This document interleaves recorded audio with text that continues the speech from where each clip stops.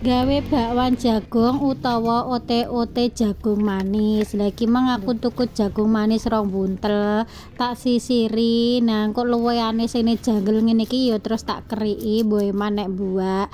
Terus tak gaweno bumbu cah. Bumbu niki ana bawang brambang karo batang daun pre, terus tak blender. Tak sono ning gone jero jagung sing wis bar tak sisir, terus tak kei tepung terigu. Ben tambah wituk kita kei tepung bumbu serbaguna sasa.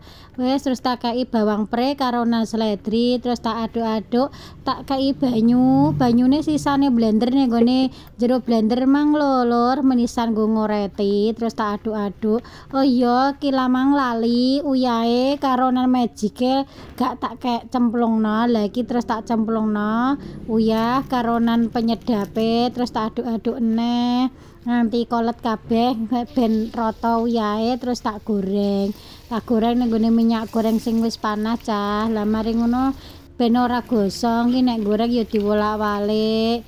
Lah nek wis rupane kuning kecoklatan utawa golden brown ngono kae nek basa Inggrise jarene, terus dientas, tak entas gawe erok-erok. Wis mateng lur. Lah ngene iki lho nggo lawah mangan ya enak. Dienggo cemilan nek sore ta nek awan ngene ya enak. Ki bakwan jagung iki rasane klethus-klethus wituk ngono lho.